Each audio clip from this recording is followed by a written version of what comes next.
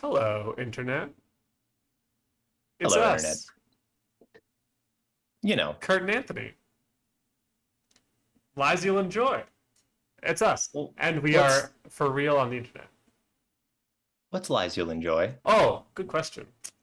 This is an indie tabletop storytelling game podcast where it's not a podcast. What the hell am I talking about? It's a Kind stream. of, I mean, little. in a way. We play like cute, normally sort of small and lesser known tabletop role playing games, normally of the sort of storytelling, collaborative, improv variety. We tell all manner of lies, pretending to be people that we are not each week in places that don't exist, feeling feelings that we will never feel. And we hope you enjoy our all manner of lies that we tell. But we are not going to do that just yet. So if you happen to be watching this as a video playback VOD later on, you should skip ahead until there are three of us. There's a third member of this stream team. Amanda will join us shortly. And shortly after those three of us on the screen, we will start playing. So skip ahead if you'd like to. Today, we are playing a game called D6 of Magpies. And yes, that's correct. One of us is going to be playing a character that is literally a D6 of Magpies. And how cool is that?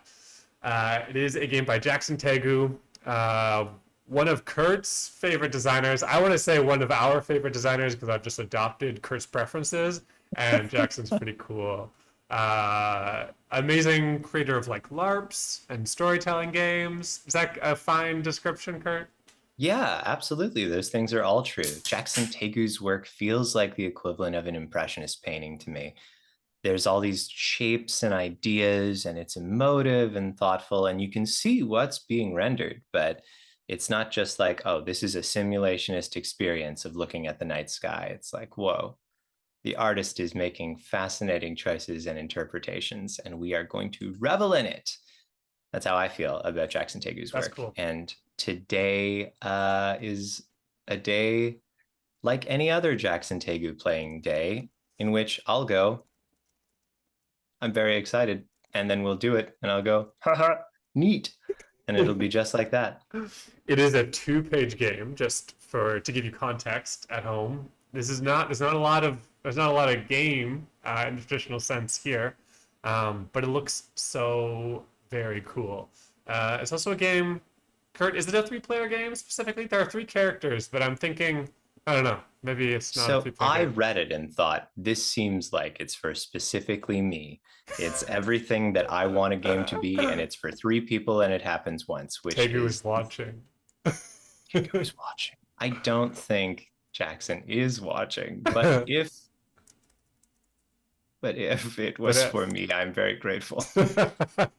To my knowledge, the only place that this game is ever released, I don't know why I said to my knowledge, I'm like 99% sure this is true, is through Jackson Tegu's Patreon. And I believe that means, unless there's some secret community that I'm not aware of, that you can access conversations about Jackson Tegu's work. I Right. believe I may be the only person to have ever engaged with it once it was released. And I said, just that. It's basically, if you go to the only place that this game exists, you'll just see me going, wow, amazing. And that's what it'll be like there. It's just like, imagine imagine your friend was an artist, but then that friend had someone who was way too into their stuff, and he just showed up to every little tiny gallery opening and said, wow, amazing. It's So very reasonably, it should be for you. but I don't think that's how this I know. works. I don't think that's how this works. And I'm not the only person who's like loves Tegu's work. I know that Jason Morningstar is a huge fan of Tegu's work. That much is like absolutely true. Right. I know that Sean Nittner is a big fan of Tegu's work, and Sean famously worked on Blades in the Dark. Oh, cool. It wasn't John Harper who was like, I feel like the most central figure, but certainly was a part of it. And other games as well. Sean is a name about town. Um, Basically, people who many people respect Jackson Tegu. That's not commentary on myself. And Right. I'm just thrilled anytime that Tegu's work comes around. And I think this might actually be, it's the second most recent game Oh, that really? Jackson Cool. released. Nice. He's got Yes. a bit of a. Sometimes musicians will talk about like your favorite artist, for that maybe slightly more niche artist that like people in the know really like. Jackson's got, from your description, has maybe a bit of that vibe going on, which is pretty So cool. the post contains one comment and it says, "From me, what a poem, what a treat, what a matryoshka doll of ideas and delicate layers. I will inflict it on everyone and speak of it everywhere." And I did, but I haven't gotten a chance to actually play it yet. Okay. And so today we gather to do so. This is your big inflictment. Yes, this is my big inflictment. Did I already post about it all over the place? Sure. Of course. Of course. Of Obviously. course. Obviously. What else would one do? It does say each of 3 players on page 1, which tells Okay. me it is for 3 people. Nice. Oh, shoot. I didn't text our co. I did. Oh, good. Great. Good, good. Usually I do it, folks. Usually I'm the one who tells our co-host, "Hello, please come to the telephone." Because she is currently streaming, so she's busy. But we got to get her in here. Got to get her in here.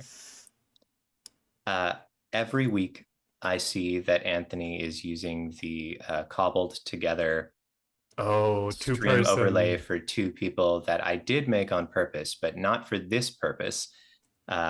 I have branding dreams, and they involve having a more permanent and flexible background for our little pre-stream, one in which my name is legible and the background is appropriate to whatever game we happen to be playing that day. I mean, It's not far off. this is a pretty good generalist background. I mean, like, so besides from this like mess up here, which I'm sure annoys you, Every day. that was my handiwork of sloppily writing over the name of the game that this was originally created for. We'd call you industrious. Thank you, resourceful. Resourceful. But I feel like this is like this has got good general tabletop role playing game vibes. This is like call back to the aesthetics of all of us playing when we were 13 years old. So, in that sense, a great general overlay. But I do believe you're going to create something cool and new. I can't show it to you guys yet because there's currently not enough people in this Zoom call for it to display properly. But Kurt has made a very cool special overlay for us this week beyond our normal sort of 3-person overlay. Do we have things to look at today, Kurt? Like, Not really. I gave that to you in case because you said that Anthony had a dream of a portal through which we are visible and also Anthony can show things in the background. Yes. And so I wanted that dream to become a reality and I did my best to make that happen. He really did. But I don't know what we're gonna use as it for, but Gilgamesh says in the Twitch chat, recycling is a virtue, and you are correct. That's just true. And so many of the assets from the thumbnail and the overlays are playing around, scampering in the same field. I'm sure there's metaphors that would be more direct and useful, but those are the ones that you're getting today. Hey, Gilgamesh. Thanks for joining us. What is the story behind your name? Do you just love Gilgamesh? No. You see, it's a derivation of a last name. I see. Are you personally familiar with Gilgamesh? I am. I am. I see. We know each other in real life. Whoa. And on any given week, for a good long while, the most recent person that I would have played games with since, like, preceding the live stream of Lies You'll Enjoy would have been Gilgamesh. So it would have been Gilgamesh on Thursday, Lies You'll Enjoy on Monday. It's a real claim to fame. Real claim to fame, 50% of my output. Yeah, Gilgamesh is our opener, but for Kurt, from Kurt's perspective. Only for Kurt. And the opener does happen 4 days in advance. Well, you know how long these shows are getting these days. Oof, they're going. I was thinking about a show recently. There's a show. Here's a conundrum for those of you who might not be joining us from the same specific city that I live in. I live betwixt 2 metropolis, metropoli? Metropolis, but plural. Metropolia? No? Metropoles. I live between 2 metropoles, if you will.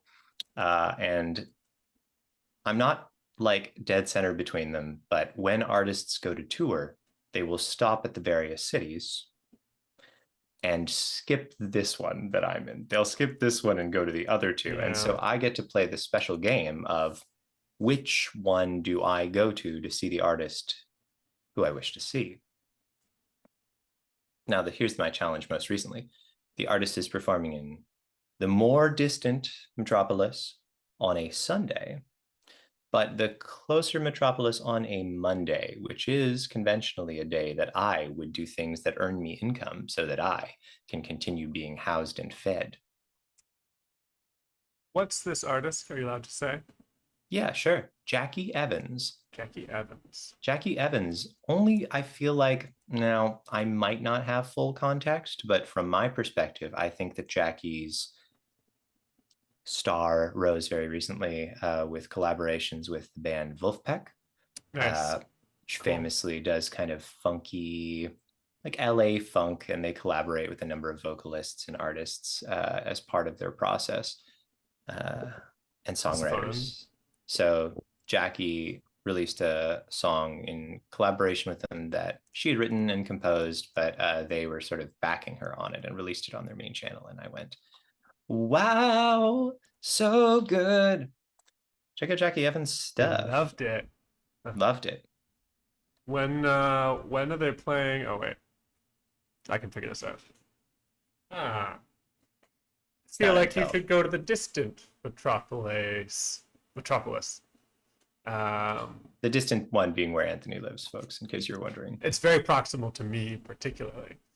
I don't know. It's a Oh, Sunday. really? You come stay for the weekend, and then I'll come That's and see cute. Jackie Evans with you. I love Wolfpack. I don't know Jackie, but maybe I will by then.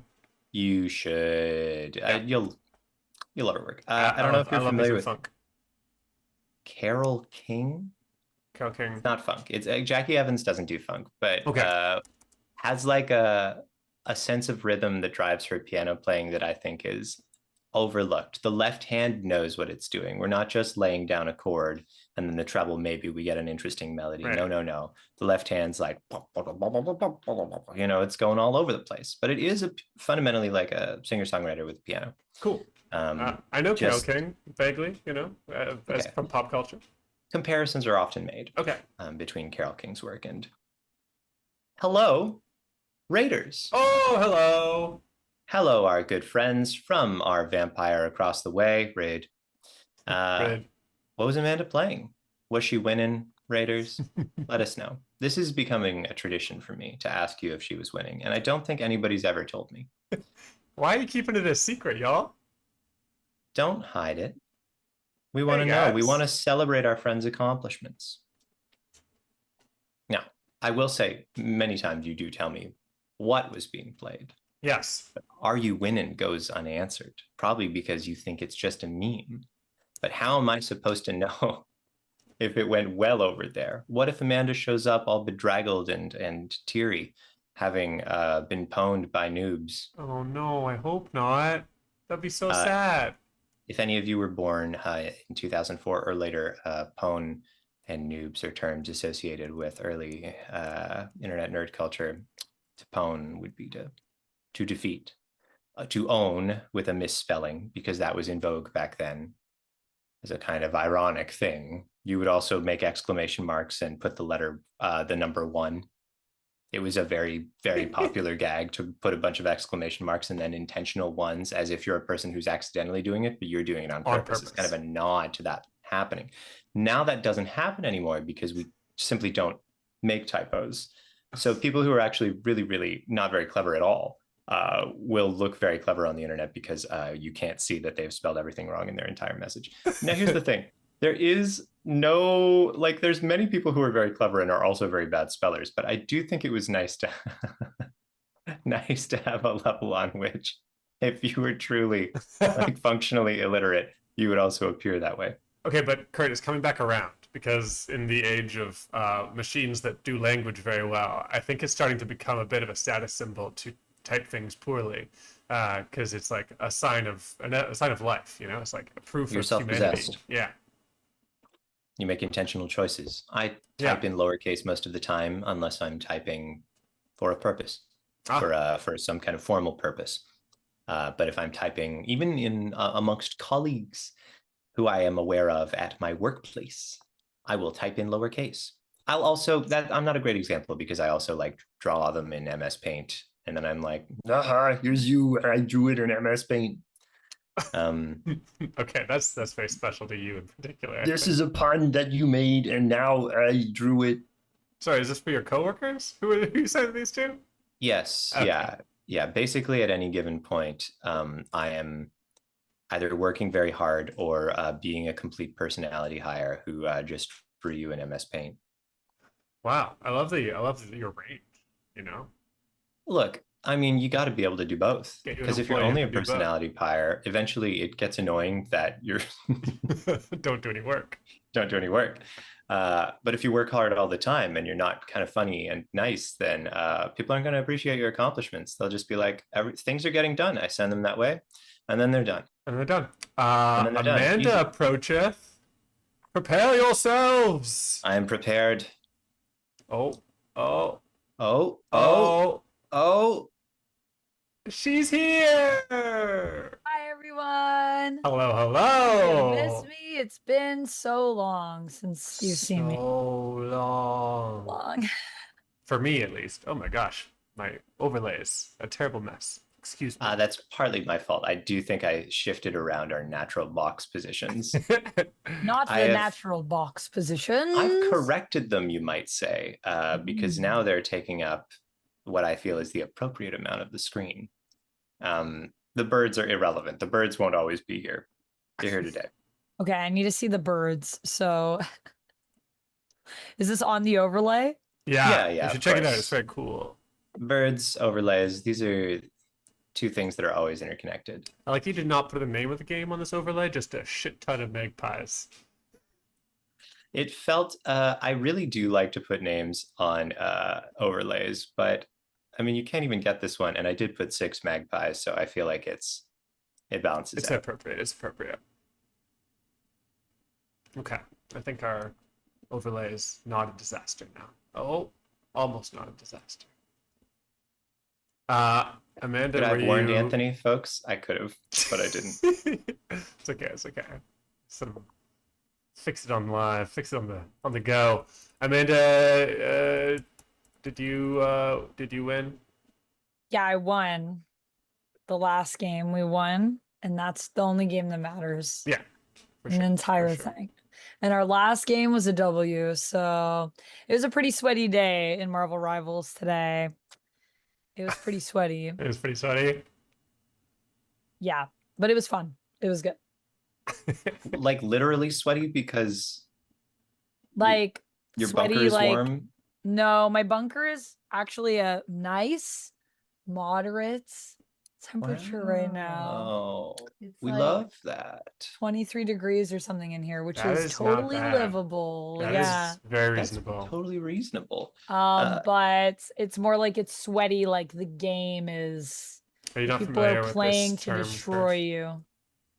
Gotcha. are For trying those too of hard. you, because I Yes. would want Americans to do this for me, Americans 23 degrees Celsius is 73.5 degrees Fahrenheit. Mm-hmm. So pretty reasonable. Pretty Also, reasonable. I'm just pinning your comment, Gilgamesh, because seeing a real big raven spill a Tim Hortons cup of water that's going in the books. You know, that one's, I'm keeping that. That's an omen for sure. The Celsius. But I mean, for the raven, it's just like, oh man. Ah, shit. My water. Did people that weren't Anthony get my pun? Please tweet. Please let us know in the chat. No, yeah, I did just mean tweet. Like, if you could verbally tweet. I don't use any sites related to that. I just, you could be tweeting. You only tweet aloud in the real world. Welcome to a show called Lies You'll Enjoy, where 3 humans pretend to be non-humans today, but pretend to be all kinds of things all the time. We're people that don't exist in places that can't be. And we're here to share those stories with you in things that we call lies that we hope you'll enjoy. Today, we do exist in real life, just to be clear. It might That have is been true. unclear. We are Yes. not figments currently. Yeah. Not currently. Yeah. I mean, we started streaming before we could plausibly be Figments. So I'm gonna take that quiver and put it in my hat. Good. So You're right. so I'm Kurt, non-Figment and resident human being. I'm not the only human being, but I claimed the title first today, so I get to sit in the human chair. I like to make and play role-playing games, and I am joined by two other lovely individuals. The first one of which is digital clockwise from me, up here. It's me. I'm Anthony. I love role-playing games. I also love to write books, and I'm here to tell you stories today. That's all you got to know about me. Amanda, who are you? Hi, I'm Amanda. You might also know me as Vamp. I am a streamer, cosplayer, YouTuber, person that won her last match of Marvel Rivals. Nice. That's me. I'm an actor and I love playing RPGs. And this one sounds like it's gonna be interesting because we need to have stuff, right? We need to have a thing. So before our little escapade began today, I assigned homework, and I don't do that often, but there is a request preparation. We have been asked to, you know what? We haven't even been asked to do this. The book says, do you arrange for players to have the characters fidget/oracles? In this game, each of us has been asked to bear with us some kind of physical token, if you will, something that is representing our character, or will tell us something that happens, or will just hold and let it inform what we do. The game doesn't necessarily tell us how it should be used, and I think that is a pretty little poem. But the three things that we have been asked to gather are as follows. One of us must have a black rook, which is a chess piece. Anthony has such a piece. One of us must have a six-sided die with black spots. And the last of us must have the tarot card, the Bower, to be created or designated if not already possessed, and perhaps a few more cards. So Amanda and I believe, both have access to the die and the tarot. I specifically do not have a rook. I don't know if you do. Yeah, Amanda. I don't have a rook. I got no chess set. I'm have- a fake gamer girl. Yeah, I know. I don't have a chess set. You have a million games behind you, Amanda, and not the most noble of them all. I have the Duke, which is basically chess. Yeah, It's a good game. better chess. That's what we used to always say. Yeah. Somebody tell Magnus Carlsen, is that his name? Yep. Somebody tell Magnus Yeah. Carlsen his game sucks and he should play the Duke Play the instead. Actually, Duke why don't you instead. just play the Duke? Yeah, no, Why when don't you people just are play the like, Duke? do you play chess? I'm like, yes. But what I really should say is, yes, but really, do you play the Duke? Because that is clearly the superior game. Never mind these world chess tournaments. Where are the world Duke tournaments? Yeah, okay, so I don't have those things like right with me, but just give me a second so I can grab them. Sure. And then we'll be good to go. Nice. Be right back. Kurt, your name is on this rule book. I mean, that's true. I am as a patron of the arts. I thought for a second that I caught you out lying because you said you hadn't played the game before, and I thought this was a list of playtesters. And I was like, ha. No. Now my name appears on Jackson Tegu's works. It did not before, although I was a sponsor. I was instead credited as a second brief catapult. That's the name you had signed up under. More or less. And if anybody wants to just puzzle that one out, you should get there pretty quick. Oh, my last name is Refling, Refling.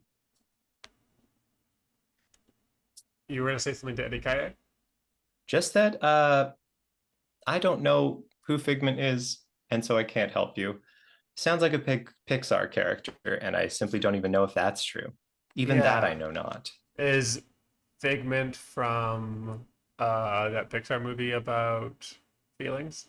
What's it called? Inside Out? Yeah. Surely not. It's the imagination dragon. Oh, Figment.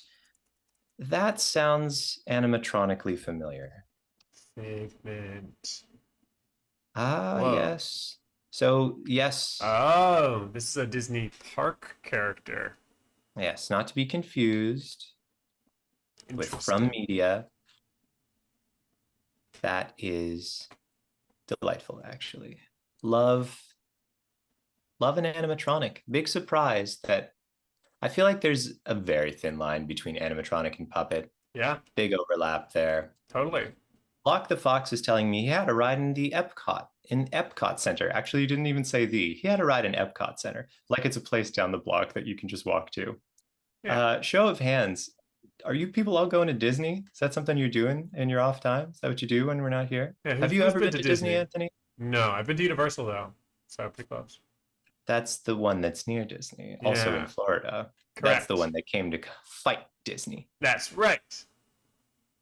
And they have the properties of that notorious turf, J.K. Rowling. Ah, yes, we are familiar. I Googled the Bower and I didn't get anything. I've realized that I don't know what the Bower Is is. it not a card in your deck? See, I assumed that, but perhaps mine was unlabeled. Ah. Ooh, interesting. Or perhaps what if it's a there's fictional card? See, here's the thing. It very well might be. Huh. I mean, this looks like it might be. To be created or designated, says the book. And so I must Oh my gosh, designate it doesn't. one. Yeah, it doesn't show up. Do you understand what this means? This means that I just want you folks to listen to how this is called for. All right. The tarot card, the Bower. Sorry, fidget / oracle, : So like this is the thing associated with this character. The character is also named the Bower. The tarot card, the Bower, to be created or designated if not already possessed, and perhaps a few more cards. Referred to fully as if it's an existing thing. Okay, but Oh. I'm finding some weird things. Like there are things on the internet where they mention that the Fool, those may be combined with the Bower at some point in the arrival at the current tarot deck, and the Jack in the current deck of cards is maybe used to be the Bower. In Euchre, you call the two Jacks left and right Bower, which is what immediately came to mind when I saw it. That intrigues me very much. Isn't that strange? Yes. Now I'm just looking through the deck, trying to decide what most feels like a Bower to me. If folks aren't familiar, Bower's usually sort of like a sheltered area under a tree or in a garden or in the woods. It's like a nice spot to be. Gilgamesh says, gotta be the Fool, right? Probably more fool me for thinking it was in here. Now I'm just looking at this tarot deck and going, wow. Aren't they pretty? Is this like a classic tarot deck? I can't remember what the artist is called, but yes, the Weight Rider. Yeah, that's the one. I don't know who's who in that relationship. One person was artist and the other was, I don't know. I try not to look too much into the history of tarot because I feel like you very, very quickly just reach a room full of charlatans. Tarot cards. Tarot cards. Tarot cards. Amanda, could you find your Bower card in there? Hmm? Could you find your Bower card as one of the major arcana? I don't think I have that. Cool. Anthony was playing a good little prank. We think it doesn't exist. We think it doesn't exist. Is it like a stand-in for something else? Maybe it's like another name for the Joker or something like that. It's possible. Maybe Sticks? Sticks? I have decided that the Four of Wands looks like it holds a Bower, as in like a sort of shaded, pleasant banner of leaves. Farmer or peasant? Yeah, Joker, Jack. The Devil at the Crossroads. The Joker was termed Bower or Best Bower at this time. Well, personally, I think That's a delightful thing to have just happened to me. Haha, Yeah, you got pranked by so- Jackson. I got pranked live on stream. No, Jackson, no. I'm gonna change the name of the stream. I think maybe something Pranked. like the Hangman or the Fool, maybe. Yeah, I guess as long as we just pick any card, right? yeah, that's fine. We are Maybe they designating. mean Bower is in like the trump card, because I think that might be another term for like a trump, like a designated card. Perhaps. Who's to say? Okay, but we get to decide what it is. It's just like it just has to be one card in the deck. Well, it says the tarot card, the Bower, to be created or designated if not already possessed, and perhaps a few more cards. Alternatively, you could be the Dice Bearer, which, you know what? Let's introduce the theme of the game. Tell me Let's more. introduce the theme of the game. There's a copy of the rules, by the way, in the drive where we keep our files. Amanda, you have access to it, just as we all do. I'll just read some passages out here because I feel like that makes sense to do. D6 of Magpies. This story is set in the modern world, which is to say the world of iconography, spirits, omens, concrete, and sky. It's about dark-winged birds and where they go, and their responsibilities and desires. It's about being in community and relationships of proximity and how those flare and shift. Birds ignore names by humans, so we won't be sure which city. So in essence, each of us is going to take on one of 3 roles in this game. We're going to speak as that character. We're going to describe their actions and feelings, normal RPG stuff. And the rest of the world is a shared creation. This is a GM-less game, if that's the lens through which you view role-playing games. Our goals are explicitly stated here to make meaning, to enjoy time together, and to improvise collaboratively, which is a great enough ethos if I've ever heard one. I really like that. It's nice to be explicit with your goals. In the middle section, we've got a little bit about birds. Anthony, could you read that out, perhaps? Yeah, for sure. Birds can speak to places. Some speak back. The characters know one another in part by reputation, and begin as neither friends nor rivals. Each has many thematic words without specific rules. Yeah. So we're not all birds, but one of us is birds plural, and one of us is bird-ish. The last one is more like environment. If we're going to give these like a vague sort of context. Each of our characters has a group of... The game and I both don't enjoy the term non-playable character, but they call this host of entities that come with your character others. Others. We've all got a few others listed, and when an other is introduced, anybody can portray them. They're only going to appear in the story if they're being witnessed by or interacting with one of our characters. General rule thing, this game does have a formalized resolution mechanic, believe it or not. And that's going to involve the 3 of us all making judgment calls individually. Each of us has a different role depending on what each of us, based on what role we have, each of us will have a different part to play in the resolution of actions. These are called attempts. Attempts. So when you try something and any player would like to focus on it. Alighting in a field, probably not an attempt. Stealing a car key might be. Feeling heard almost certainly is. Each character has a special response to attempts. Interesting. So, yeah. Yeah. So we are going to begin by selecting characters. And then we're gonna sort of ease in by describing what our character's doing. Others will join in the improvisation. We'll interact. We'll build off each other's ideas. And Tegu writes in Infinite Wisdom, all flight is awkward at first, which is just, gosh, love So that. good. Frankly. So good. I might as well finish the core rules here since we're almost done. Be playful with time. Focus on a beautiful moment. Jump past days or seasons. How something takes a while. How things repeat. Let the characters sometimes converse in pairs or appear alone. Improvise for an hour of real time or less or more. There will be no clear end, so decide together when to stop and if to return. Like a poem, all of the game's wording invites your playful interpretation. What can it mean? Let phrases soar in your mind. Let your beak crack them open to release the tasty bits inside. So it is no surprise that I think this is a delight. No Mhm. surprise. No surprise. I think the description, the rules say it all, really. It is so And beautifully Very written. nice. Yeah, I with agree. that having been laid in front of us, it's time to choose characters.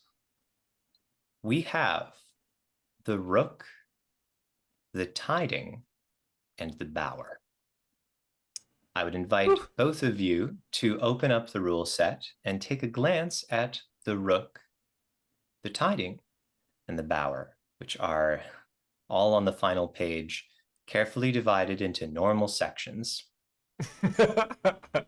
Totally normal sections. This is a good game, guys. You can tell. You can tell by the formatting. Somebody walked past me as I was looking at this game over lunch and said, just like, thought it was gorgeous. And I was like, Aw. yeah, it is. It That's really is. cute. That's so sweet. So the Rook is an eternal, powerful, flying effortlessly to the edges of the land, a leftover, an arbiter of reality, burdened with only failing if you choose to. You look like a dark bird and have never been mortal. Isn't that a good phrase? Have never been mortal. The Tiding. Individual magpies arrive and depart. You are many, a shifting group of no constant members, a changeable mood of meaning conveyed by 1 to 6 birds.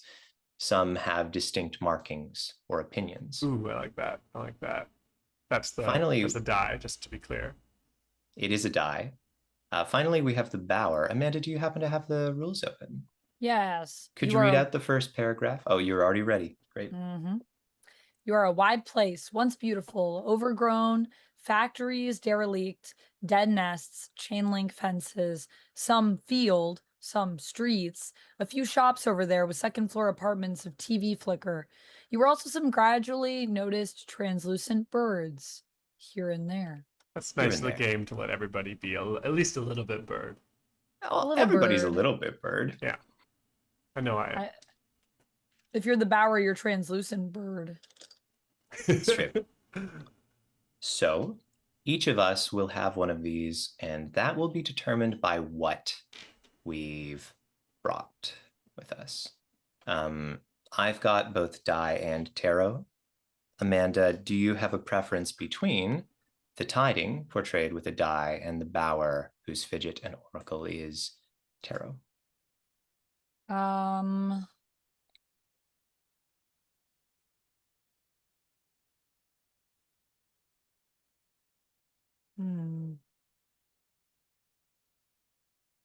Well, who's to say, I suppose. I feel like I want to be the Tiding. Cool. Yeah, nice. But I don't have a die with black spots, I don't think. I have a die with white spots. I cannot imagine that anyone would take umbrage with that, especially because the game is not even willing to specifically tell us that we must have these things. Only that, do you wish to have them? It would be cool if you have them, but you don't need them. The exact phrasing, I believe, it doesn't ever tell us about the fidget / oracle, except for where it writes what it is for each character. And Okay. it says, in printing and preparation, do you arrange for players to have the characters' fidget / oracles? Which I think is pretty open. Do you? So is it just like a literal fidget? Is it just something for us to play with while we play? I believe if we're going to quote the rules, Amanda, it says, like a poem, all of the game's wording invites your playful interpretation. How did you not listen to that, Amanda? You have to follow I the heard rules. that, but I'm just like, that's it. That's all we get. That's it. Well, so there's it's just whatever we want to do with it. Let's pretty do much, it. yeah. You're given a toy, and it's your choice. How I to love use it. toys, so thank you, game, for giving me one. Thank you, Thank you, Jackson. game. Thank you, Jackson, and game made Yeah, by Jackson. I thought I was interpreting that correctly, but then I was like, it's very specific with what it's asking us to have. So I just wasn't sure if there was some other hidden relevance that I was missing out on. That's really cool. Okay, cool. Well, then Yeah. I'll take this one, which has white pips, but I'm also gonna take this one, which doesn't have any pips, but I just really like this font. Yeah, Looks that cool. seems Feels correct. like it Yeah, kind of yeah. matches the It's got game a little. Magpie vibes, I think. Yeah. Okay, so you are going to play the It's a Tiding. cool set of dice. Amazing. Kurt, Cool. that makes you the Bower, Right. or Now, mostly I fictional suppose tarot card. the best way that we can do this is to introduce ourselves. Speaking of which, whoops, high time roller. Also, Lord Hi, Monk, time roller. Magpie Mind. I mean, Amanda and I both. I have diagnosed ADHD. Amanda has. We all know what's going on there. And so I have Amanda brain. we feel you. Is it We got it. diagnosed? Diagnosed Amanda brain. Diagnosed Yeah, do you have Amanda brain, yeah. diagnosed? Yeah. Well, I Diagnosed mean, with it's Amanda on brain. Amanda's birth certificate, I think. Yeah. Amanda Brain McKnight. I don't know. I Okay. think I did ask my therapist potentially about it, but she was like, "Do you want medication?" And I was like, "No." She was like, "Well, you don't really need it then. It's just kind of whatever you want to do." And I was like, "Yeah, I guess that's true."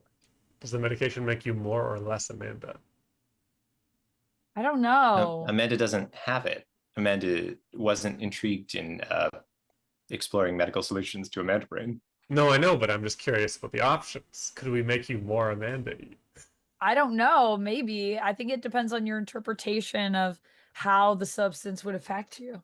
Is it making you more of you or less of you, or just maybe a different focal of you, I think is kind of what it is. Fair enough. So we should introduce ourselves, Kurt? That's what you're suggesting? I think we ought to, and I do think it should go in the order that it appears, sort of. So the Rook. Good. I also removed these dice for my Pathfinder game on Thursday. I'm going to bring those. Nice. It's a good thing that we Multitasking. caught that. Floating through. Okay, so should I just sort of like read you a little bit about me? I haven't had a lot of Yeah. time to be me yet. So. Read us a little bit about Read you, us a and little then you bit could about add you. anything if Okay. you want. Maybe. Okay. So my fidget or my oracle is that foreboding chess piece, a black rook. Oh, I have an upright and reverse characteristics. This is like a tarot card, right? At my best, I am solid, vast, distant. I invoke adjudication and ease, but also I can be uncertain, precarious, anarchic, and defying capture. Unlike most others, I know if an other, that's our non-player characters, is of a high or lower status than me in comparison, and how to be polite to them, also how to be rude to them. So that's good to know. I have loneliness. I have power, the ability to remove misunderstanding and my own mental maps. But I wish to have problems to solve. Grubs, of course. Hardship, feeling, and reassurances. And it is my responsibility to pull at and adjust the capital T threads of the world. You might be wondering, is threads defined somewhere in this game? And I think you already know the answer to that question. I love this. Let the branches and the world bend around you. I think everybody's given a couple of others or that sort of thing too. That you Yeah, might be what able are to your invoke. totally normal list of others? Yeah, mine are Flickermen, Shambling Thoughts, Shell Trees, Weather Catchers, Traffic Dams, and What the Street Lights Scare Off, etc. Etc. And then here's something cool. We had Adjudicator. I only fail if I want to. This is invoked. And we talked about attempts earlier. So when somebody tries to do something that we think is of interest that we might want to highlight and address, after any attempt, I, the Rook, I speak first, and I say if the attempt succeeds or not.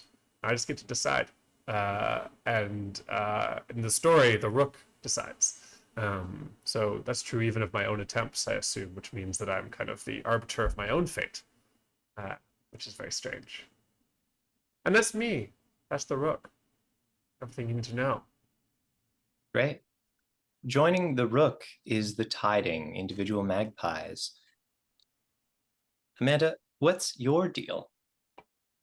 Well, I am individual magpies that arrive and depart. I think one of the birds has little feathers that like come out of the back of its tail in kind of weird shapes, like kind of instead of them all being fanned together, they're going out in kind of different directions. And I think that there is another bird that has a beak that is 2 different colors. So let's say there's flighty feather, dual beak, and then 3 of them look pretty much the same. Mhm. And then one of them is white. Whoa. Albino magpie. That explains the die. Is one of them green? No. My fidget / oracle is a 6-sided die with black spots, which neither of these are. And I also have 2. But that's what I'm doing. We've also got upright. When I'm upright, when the die is upright, We don't know. we don't know. These are some characteristics that you have. But before you elaborate, Eddie Kaele, thanks. Thank you so much. Just gifting Woo! subs over in chat. Yale, thank you. So sweet. You Thank made you so us much for say the your 3 name gifted again. subs. To Lord Monk, Time Roller, and Locke. I hope you guys enjoy the lack of ads. Yay! Yay! What a true Thank MVP. you. That is very Petite sweet. Yale. Single-handedly sponsoring 2026 season of One Shots. We love it. We love it. So when I'm upright or upright, I'm sort of interpreting this the way that like tarot cards, you know, when they have like symbolism both upright and when they're upside down, and it's different. Yeah. yeah. So Yeah. maybe it's just when we're fidgeting, sort of the position. However, with the die, it's interesting because what you decide is upright or reverse is like, what does that even mean? I don't know. Up to you So to decide. uprights, variousness, cunning, fortune, as per number shown. Ooh, this is like the magpie rhyme, isn't it? How many of them? Yeah. And then when I'm Whoa, reversed. whoa, whoa, whoa, whoa, whoa. Hey, what's going on over here? What are you doing, Lem? There's a whole Lem bunch is, Whoa. Whoa. Lem has decided to join as an ally. Eddie Kaele, suddenly now standing. Are you sure it wasn't competitive? Well, it's not competitive Pesky's from here. Eddie Kaele's Hello. perspective, but Yeah. if Lem wants to be winning, I mean, Food and we coffee is understand. good. Kate, thank you for the 200 biddies. What is happening? Ah! We have a level 4 hype train happening. Oh my goodness. This Thank is you so for gifting sweet the of you Terran and guys. Evil Webline and Forest Rights and Half a Lump and the Puppy Shy. Thank you, Atiki Ile and Lem. That's so nice. And oh my goodness. You guys have to be careful. You can't have more subscribers than you have viewers, otherwise Twitch just like blows your channel up. So you can't get that high. And you know? Kate. That's really nice. It's very sweet. Thank you guys. If you go to sub from either Lem or Eddie Kaele, just give Rob, give thank them you a for the thanks. 100 biddies. Thank you so much for jumping on the hype train. Choo choo, everyone. If we get 1,000 more bits or 2 more subs, I think we complete a level 4, which is pretty crazy. But also, we're not here whoa. to say we're here to say, wow, geez, thanks. Yeah, thank you so But much. please thank your benefactor if you did get a sub, because Yeah. that's a nice thing to And do. also nice thing do to them do. one favor this month, as is the rules. You know how it goes. You know how it goes. It's like if someone buys you coffee, you're like, well, now I gotta buy them coffee. That's true. It's true. It's good for the coffee industry. You know, it's Rob, interesting because it doesn't actually work the same way as a round of alcohol, though, does it? Like if you buy a round of beers, somebody else is going to buy the next round of beers. Right. But if you buy the round of coffees, there's not a second round of coffees. That's not really how coffee works. Not usually. But Not over usually. a longer enough time frame, there may be. At least this is my experience. If They you're will buy starting the next early round. enough, there might be another round of coffees. That's true. So now that we have been sponsored with coffee money, which is legitimately paying for the games that you'll see over the next few months, Yeah, thank you. we, I suppose, ought to continue. We've just learned that the tiding is variousness, Thanks, Dave. cunning, fortune as per number shown. Yes, wow. and we also have reversed irreversibility, Cheeky. impossibleness as the revealed number.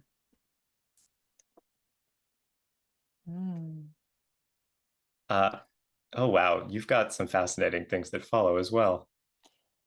So yeah, you passively provide some kind of luck to those who witness you as per your current total birds. Choose a number or roll. Whoa. 1 for sorrow, 2 for mirth, 3 for a union, 4 for birth, or for death. They're rather the same. Yeah, that makes sense. But 5 for plenty, 6 for poor, and 7 for the tiding along the shore. Okay, two things. First of all, one of those numbers can't be rolled with a d6. You can Amazing. just choose it. But I Second can of also all- roll 2 and then choose of the 2 numbers if I want to do that. Because you can play however you want. Eddie Kaele, thank you. What the heck? Are I we want still- to say Whoa! stop. Please stop. But thank you. That's very sweet. That's so kind of you. Thank you. So many subs are being gifted that some people who've never spoken a word have been gifted a sub. If you've been gifted a sub and have never spoken a word, respect. I understand. It's hard to speak words in this crazy mixed up world. I mean, you can get gifted subs to channels you've never watched before. Rob was talking about that, and I'm like, yeah, you can totally get that. And then it's kind of a cool opportunity, I think, for you to jump into a stream if someone gifts you a sub to kind of be like, I wonder what this person is. But you about. get a sub even if you've never watched it. Yeah, That's can. wild. Wow. you can get randomly a sub to someone that you've never seen before. But maybe, I don't know if like Twitch does anything in their algorithm to be like, this is a person we think you might like based on your watching habits. Maybe. So there might Wow, be very other interesting. RPG interests people, I'm not sure. Hey, yes, you just came in today, Pesky, and Oh. already gifted. Wow. Welcome, Karen. Yeah, TKI laces, I've gotten them before. They're randomly distributed, says Lam. Pesky is pretty cool. Pesky was playing Rivals with me. I met Pesky at Anime North. We did a charity stream together. Pesky was one of my neighbors on our side. There was a bunch of streamers. We were all streaming to raise money for charity at Anime North. It was awesome. That is delightful. It was great. I gotta say, nomenclature-wise, it is a fascinating bit of occurrence, isn't it? Because I feel like if I was known as Lil Kurt, people would probably reach for Kurt as opposed to Lil. Or maybe they would only call me Lil, short for Lilith. Yeah, I don't know. I just feel like this sounds mean to say, I think. But Pesky feels more like you than Karen. Does that make sense? Maybe Pesky? that is mean. I don't know if that's mean. Who's to say? But I mean that in a good way, just because I feel like the name Pesky, it's not about what it means. It's more about the way that it sounds. Does that make sense? You've also been called Karen too. I chose the name, so I let the world choose. You know what? Fair. I feel like that's the philosophy of the game that we're playing today. So more people call you Karen or Pesky, would you say? I'm curious. And so I heard that those are segue and was like, absolutely I don't not. think We we're will going to not change segue topics to right the now. game. I think we're going to learn more mean, about Karen's I just want to investment. also say to everyone, thank you for the level 5 hype train. If it ends, we appreciate you, everyone, for getting on board. We need like 1,400 more bits or 3 subs. Thanks so much for the level 5. This is crazy. I'm like overwhelmed. Wow. Yeah, it's pretty crazy. I'm a blushing bride over here. It's really nice. No, back to the games. Enough about me. We're gonna be shy for the entire It's game. Darren. So And Well, I as it goes guess, on, it's I mean, pesky or maybe, PK. the next Okay, thing so- that happens. That's for the numbers, which I can choose or I can roll. But yes, with 1d6, you are correct. You cannot roll a 7, so that's interesting. Craves, objects, ornaments, news, fries. Ooh, I do love fries. Fruits. Ooh, I do love fruits. Conversation. Let intrinsic aspects of you depart and arrive. Others you see: grocery boy, poem woman, fries eaters, old cat, squirrel chaser, drug dreamer, chess players, breaking woman, etc. Breaking woman? What does that mean? Presumably someone going through a bad time. maybe. Is this woman breaking down? Is she breaking things? See, Is she on a break? don't make me quote the rules to you, Amanda. I know. I decide. We should have that line of the rules just like overlaid on the stream at all Overlaid times. on everything. Yeah. And if you keep asking, it's going to go over your face. After any attempt, the tidings speaks second to tell or foretell the direct consequences of the attempt's success or failure. Cool. Interesting. Their player describes this, and the Magpies see it clearly. Okay, that's cool. Okay, so I decide if it succeeds, you decide what happens, consequences of. Right. Can we also highlight that, like, in the world of the game, Anthony's character is deciding if the attempt succeeds. Thank you so much for the support, everyone. We really appreciate it. But in the game, Amanda's character only sees it. Amanda is, as a player, is deciding what the consequences are, but it's not the Magpies that are deciding what the consequences are. They just see it. Yeah. This little trickster emote that you got, Kate, is so cute in the hype train. It's so cute. That is cute. Sorry, go ahead. The Bower. The Bower. The last character. Let's find out. Every game has 3 characters. God that look like bird, actual birds, but not a specific subset. They'll come and go. And this decaying cityscape. The 3 things that make up every game. Obviously, every 3-player game. I'm the third one. We know that I've got sort of industrial elements and natural elements and human residential elements. My fidget/oracle is the tarot card, the Bower, to be created or designated. We spoke about this earlier. I've chosen this one. And you can imagine what it is. What? He showed us for a half second. Sure did. You can imagine what it is. I think that's how it's going to be. And perhaps a few more cards. We already know which one I've chosen. It's this one. Or this one. It's hard to say. We can't really know. Upright.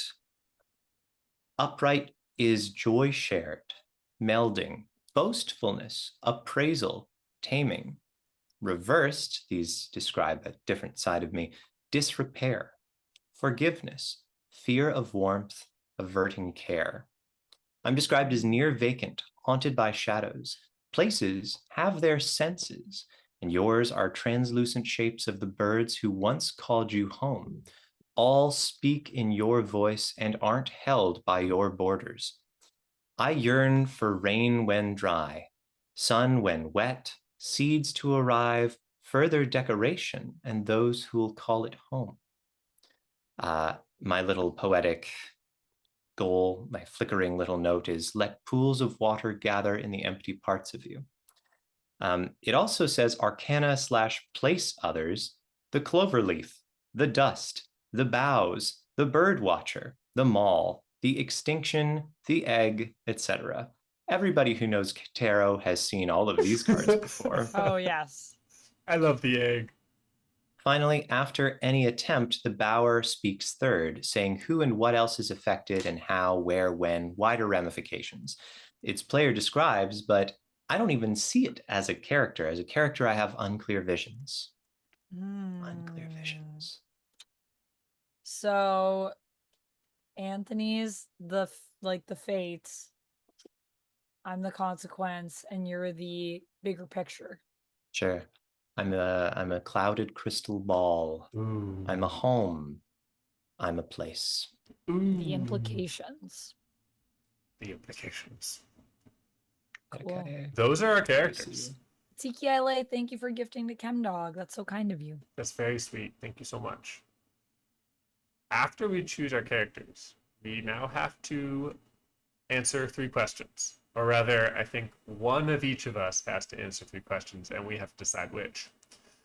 Those questions are: what was stolen from you, and why can it only possibly be one of these 2, the other 2, who took it? What gift do you want to give to a human, and why do you think that these 2 might have something like that? Okay, that's nice. What title are you looking to get, and how do you think these 2 can impede that? Oh. Ooh, Fun. Okay. Fun. I think we just collectively decide who answers what. Yeah. Do any of these questions sort of ring a bell in the mind of any amongst us? Amanda, Anthony? I mean, I'm in that phase of the game where I'm like, everything's so cool, I love it all. And also like don't want to make any choices, so I don't shut off my options. Like, oh, I could be any of these things. I think I can see myself doing 1 or 3 very easily. Kurt as the Bower, does anything call it to you? Yeah, let's see. Oh, he's leaving it up to chance. I've drawn the 6 of coins, and I'm going to interpret this from my list of arcana and place others as being the mall. Yes. As being the mall. The From that thing, suggests to me gift, that I either want to give a gift or something was stolen from me. Yeah. One of those 2 things feels stolen right. makes a lot of sense. I don't know. Seems Yeah, kinda let's say right. stolen. I think something was stolen from me, and it can only possibly be one of you 2 who took it. I'll That think makes about sense. what exactly that is, That's cool. but there's still a choice to be made. Anything calling out to you are tiding. Our good tiding.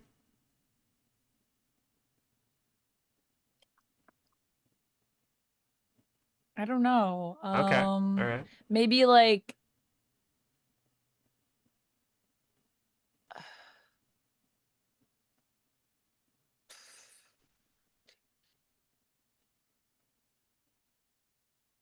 these 2. I think I want title. You want title? Yeah. I think I want what was stolen from you. Okay. Then Can we do I that? will switch. Yeah, I'll switch over to gift to give to a human. No, unless you. Sorry, did you say you wanted stolen? I I can did. do gift. I'm It good with was either one of of the those. 2 options that I raised, and so gift is totally fine. Oh, okay. So maybe we had the same ideas there, because I was like, I like either of those. Those are both really good. It's chill. I know Okay, we cool. only ever get 3% of your brain at one time. The rest Yeah, is going. sorry. I'm just responding to a message really quick, but I am listening. Yeah, I'll do stolen then. That's fine. Sounds good to me. All So we must now answer these 3 questions. Does anybody have an immediate thought what that might mean? Actually, I should say right off the bat, I do think it's much more interesting that something was stolen from the Magpies than from the Bower. It is surprising. That's actually very fun. And I do like that the Bower is trying to give a gift to someone. That's cool. But not something I have. Yeah. In many ways, I have everything. Everything.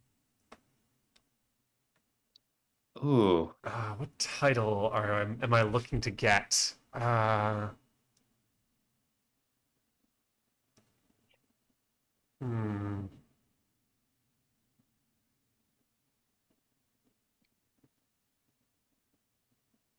Look, I did steal Amanda's memory.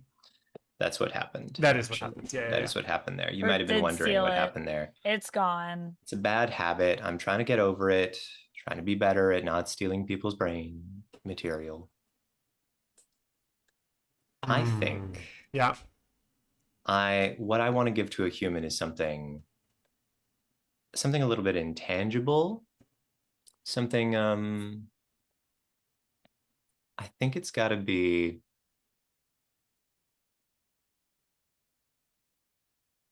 escape. Okay. Yeah. I think I So want you to want give to, a yeah, yeah. you want to give I want to somebody escape, allow yeah, them to. but I don't feel that that's something that I can do. I'm here. You can't escape yourself. There's parts of me that some have called escapes, crumbling sometimes now, sometimes maintained, Mm-hmm. but always escapes from fires, never anything else. Why? Mm. Why? And I think it would be best if a human could escape in a way that they felt was proper. And my birds are just figments now. You both travel. You can. This grace you could give them. If I give it to them, they shall leave a shade here, as all my birds have. Ah, I see. Very good. Very good. I am looking for a title. I want to be the feared. I want to strike fear in people. But I am too commonly ignored or poetic, lone against the sky. When the tiding comes, people shiver, the sun blotted out by birds circling. And the cruel expanse of the bower is intrinsically frightening, foreboding. I want to be the feared. I want people to fear me. Cool. Hmm. Uh, okay, what was stolen from me and why can it only possibly be one of these two who took it? I think what was stolen from me was my home. And I think it could only be one of you two who took it.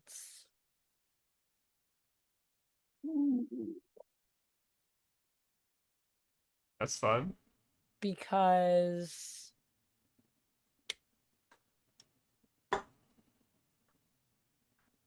I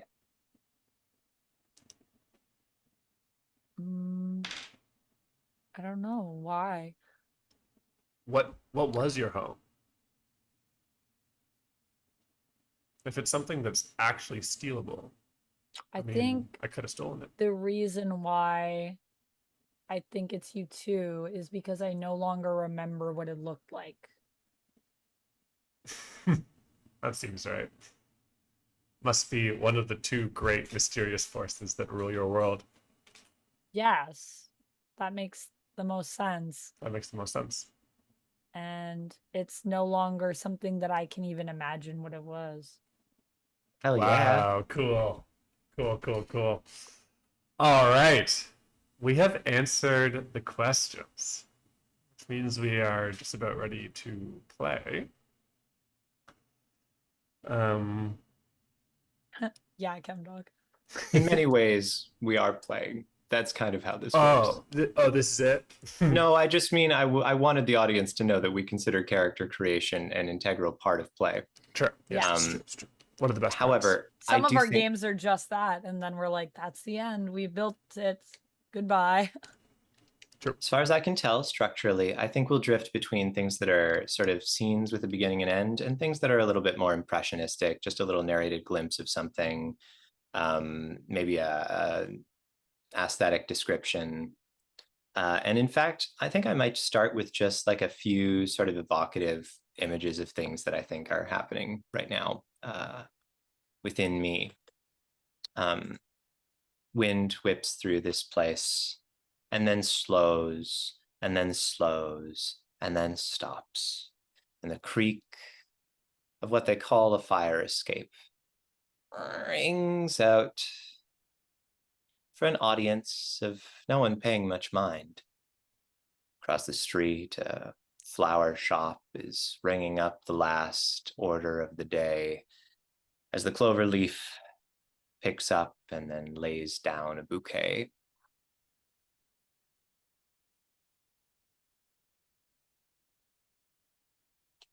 I alight on a electricity pole high above this flower shop. The clover leaf, you say? Do they seem scarable?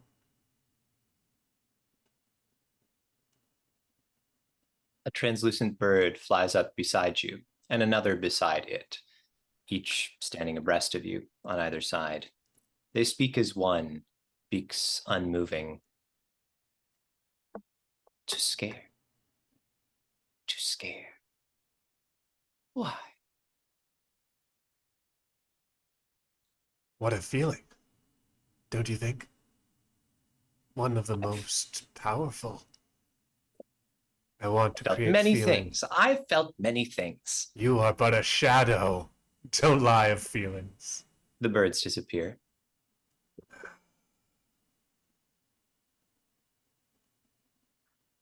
Yes, I think the birds are down by the flower shop. Your birds. My birds. The 3 black ones are trying to pick at some flowers out the front of the shop. The white one is perched on the roof.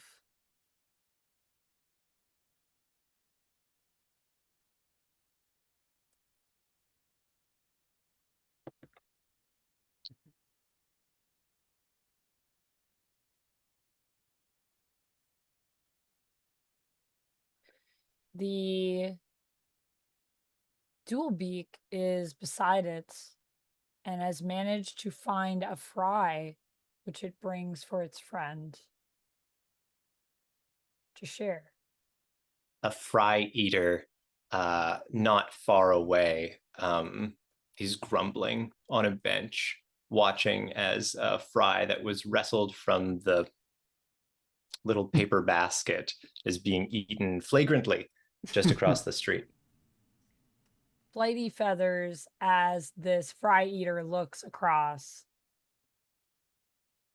bumps the container out of their hands. That sounds like an attempt. So, Rook, speak first to say if the attempt succeeds. Does succeed. What do you see, Magpies, as an immediate consequence? Fries fly into the air.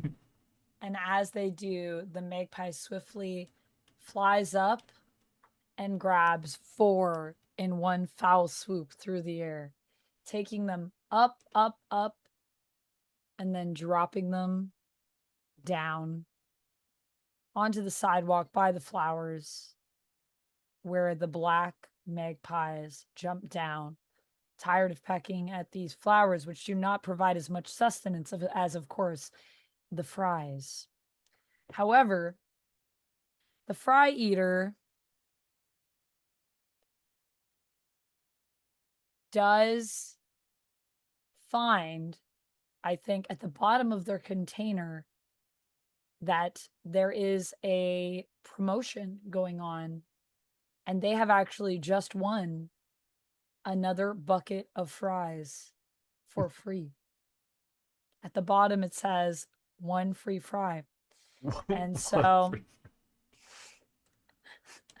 they can go back for a refill for this limited time promo until July 10th, which is in a few days, but as long as they go back today, I think they can get some more fries, as their fries are scattered everywhere onto the sidewalk.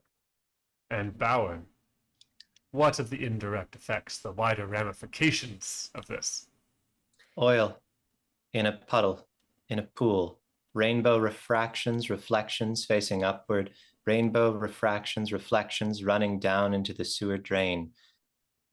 A chip truck, a young man inside, wondering of his fortune, seeing a better day, an older man in a building much like a chip truck. Rainbow visions shimmering, shimmering, shimmering on the street. It goes. Seeing this man start and all flummoxed by this fry escapade, I see my opportunity. This is a mark. The wee birds, the temporary ones they've shown me, a crack in the armor. I'll take it. And I swoop down, a big, low swoop, my shadow 40 times what it should be, blacking out the light on this street, and I rush down and fly right towards this man's face as he turns excitedly to get his new fries. And I rear up my talons, inky black like the night, each nail shining, gleaming like onyx. My wings wide, 6 feet in width in this moment, and I flap my wings to terrify, as if I will strike him in the face.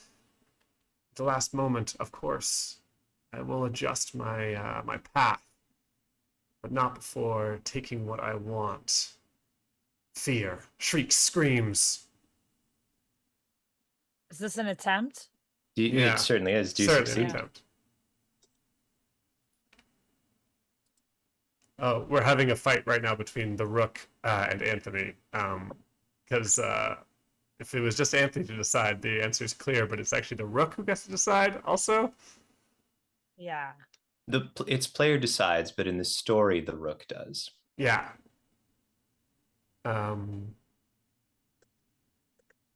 I do succeed. Of course. I am ineffable. I am unstoppable. What do the Magpies see in the immediate aftermath? The magpies shrink in fear, flying up to the roof of the flower shop to watch down. They see this poor fry eater knocked to the ground, fighting what appears to be some sort of dark and invisible force, but they know it is true.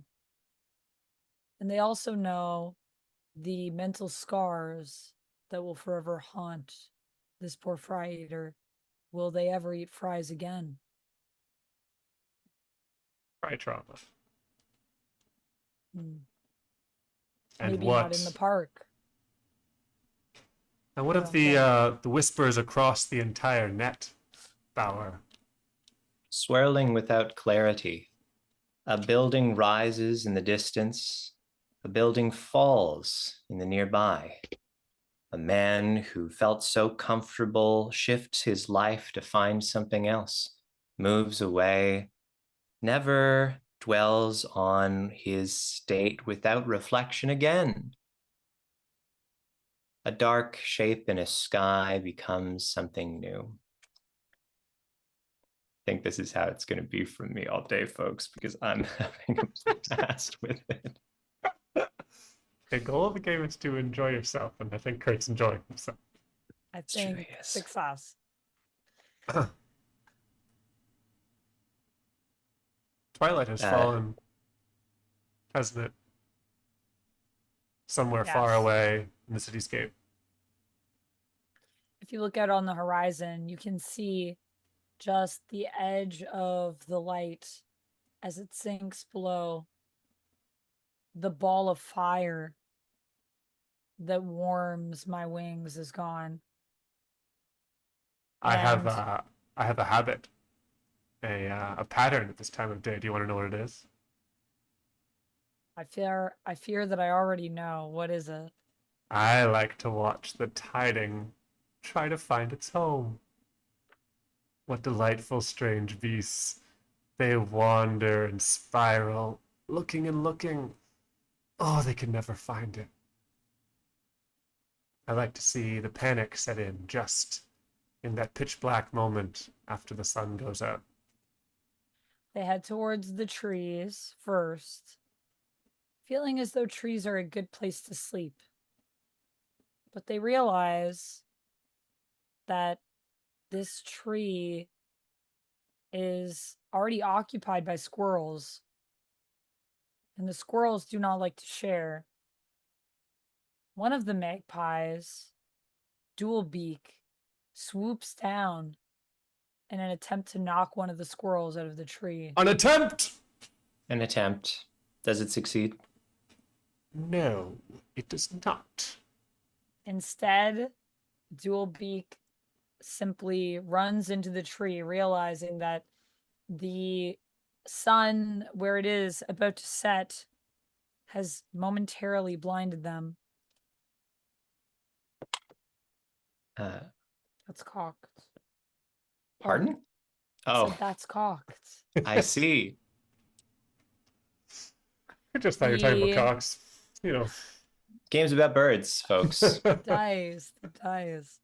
And the squirrel who nearly loses its life, as Dual Beak did come close before it bonked its face onto the tree and sort of flitters down to the ground, half falling, half flying. The squirrel is so shocked that it does drop its nut, which tragically tumbles down and hits Dual Beak right on their butts. Ow, right on their tail feather. However, this nuts could make for a nice decoration for their home. And so Dual Beak, wings a little sore, picks it up and walks towards the rest of the magpies which soar above. Whispers. Distantly, a reflected mirror version of this bird, Dual Beak. Ephemeral. A shifting member of one in a group that will ebb and flow. Here longer than most already. A reflection of it sits in a tree, in a home, in a perfect spot, perfectly chosen, but holding no nuts.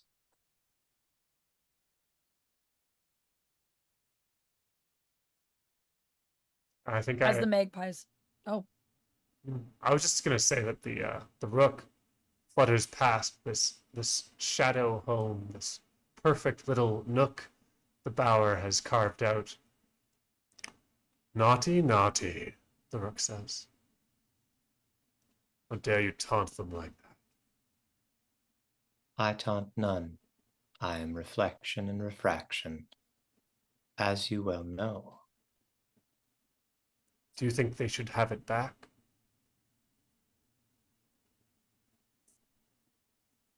I think not. I think only to be in understanding, not to prescribe action. One thinks to feel. And the game is relatively specific that if one is trying to be understood, that's more of an attempt than anything. True. To feel oh. heard. Do I succeed? No. What do the magpies see? The magpies, now flying back in a formation, fly one after the other, the leader rotating as they go this way and that, looking for their home, but not finding it. As they look down, they think to themselves,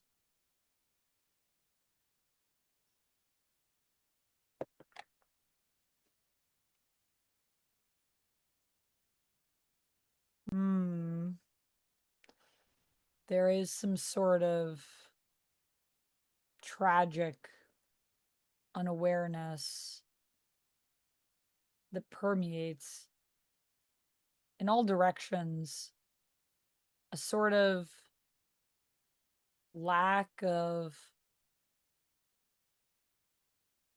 self in relation to the world. They begin to wonder, is that what we are?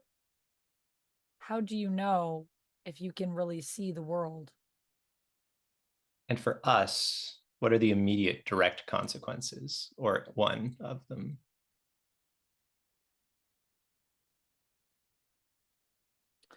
I I think the bower cracks somewhere along their surface as they struggle to understand just what they are.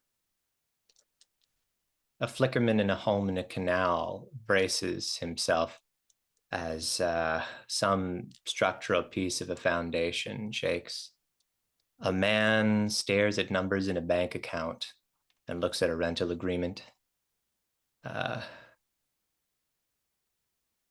child stares confusedly at the adults as they argue with each other.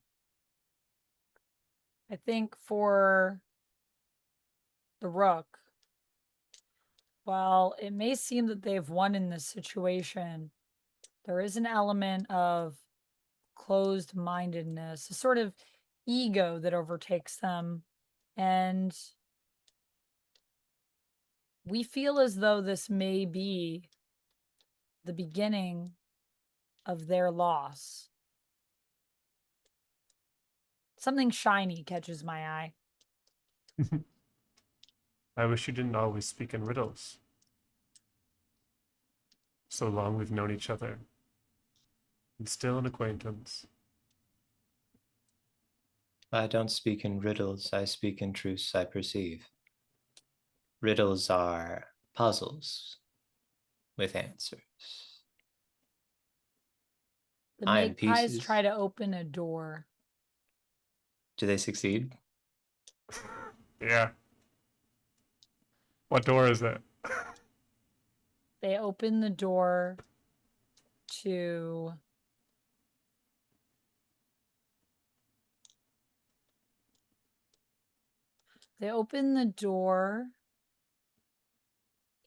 a clothing store.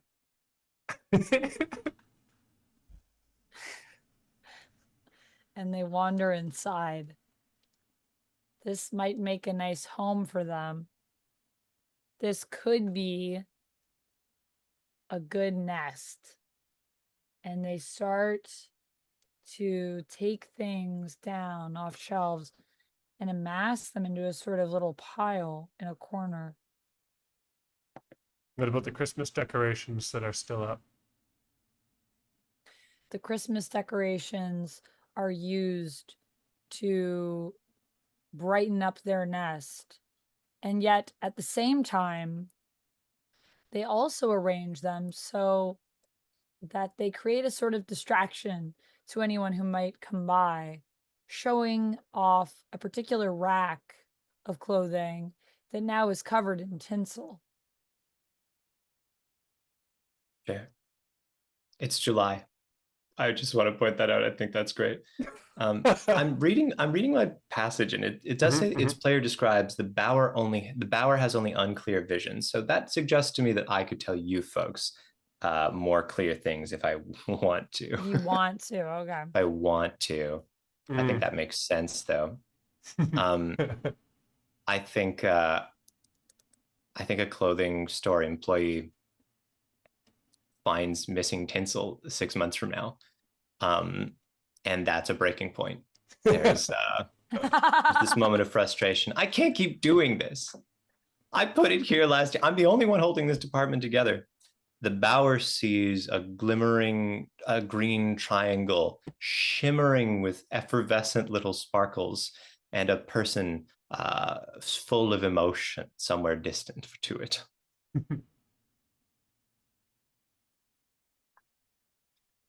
Okay. New scene. Yeah. Show me something new. Where do you reside, Rook? Is that something that has an answer? In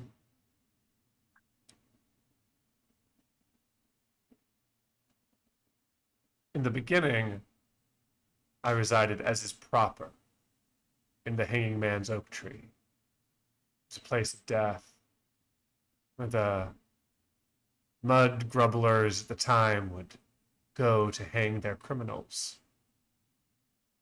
A good place for a bed, good place for a rest.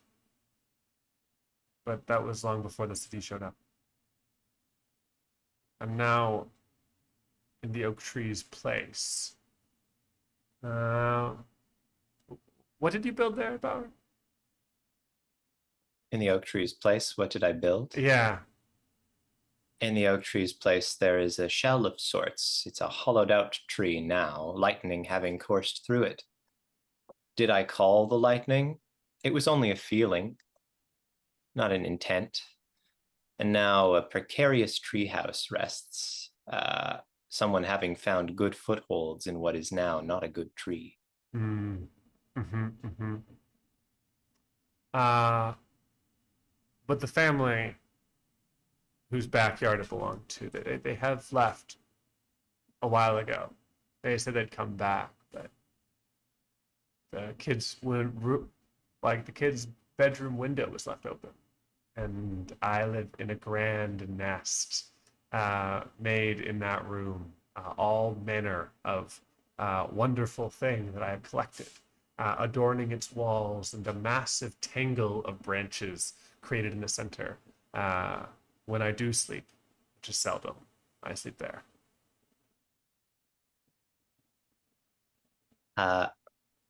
Water pools in puddles around this yard that is a lot now in a way, I suppose, having not a family there, you say, Yeah. right? Yeah. Yeah, I think we see there's a moment in which a sadness pangs through the bower, this difference between lot and yard. How trivial a thing. And so the bower sends out a call for something to live here, irrespective of it being a place that you already live. That certainly feels like an attempt, but Yeah. I will flip a little card and see if I can give a slight bit more color to what's being summoned. It's a boy to build this treehouse grander still. Some local finding it and going, I could have this. It does succeed. I watch over many nights and mornings as the boy brings up branches and wood, starting to rebuild. Strange scar on my old home. I guess that means it was successful then, I suppose. Successful. What are the consequences, Tiding, of this boy rebuilding his, or finding and building this treehouse? The consequence is that the treehouse becomes something other than what it first was. What can a treehouse become? It becomes an escape. What a shame that I can't see that. I only feel an emotion that people hold and get an unclear sense that something good has happened. But I'm too distracted to see it clearly. I need to find someone and escape. I think that's leaving. It is leaving. Oh, this can't be that.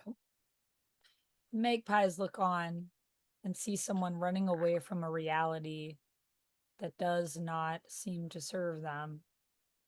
And they think to themselves, if they were to run, where would they go?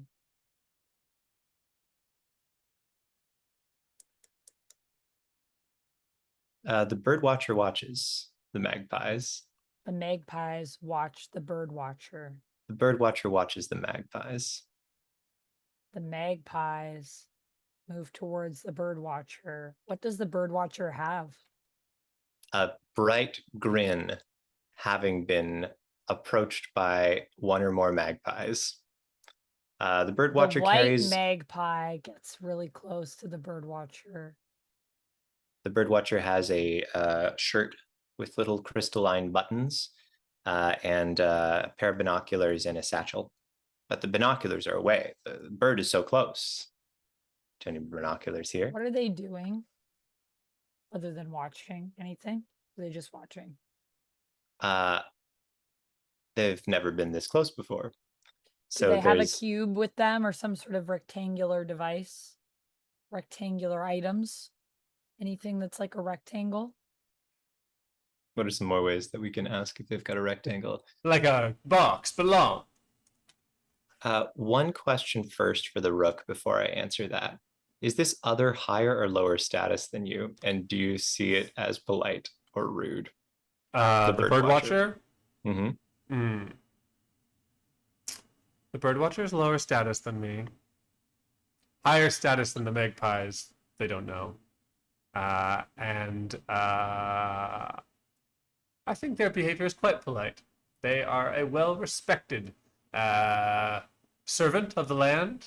Someone must record us. I've drawn a card for the bird watcher, and I think that this means that the bird watcher does have a cube. I mean, does it need to be small? I was thinking a thermos that's just got hard edges. I think all of the birds gather around the white one as it moves in closer to you.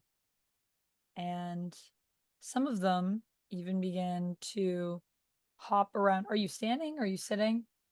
The bird watcher is crouched, kind of holding a hand out as if What do you as have if in in the your hand? movies.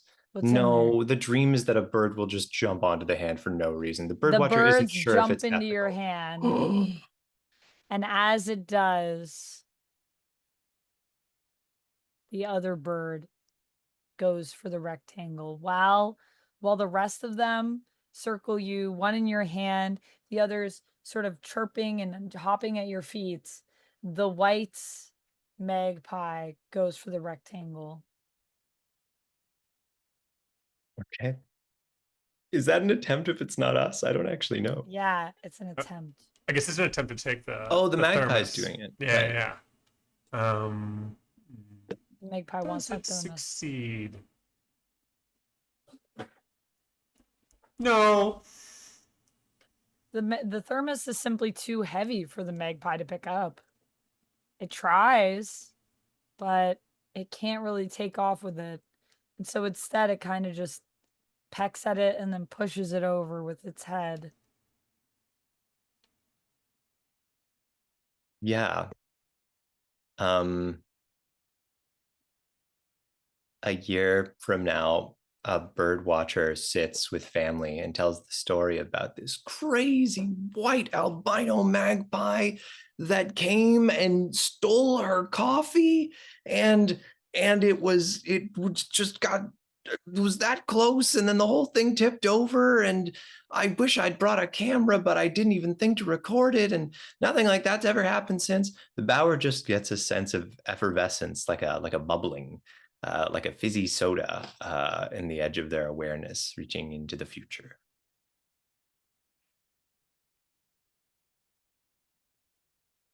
But in the immediate aftermath, I guess we just see the camera zoom out and laughter.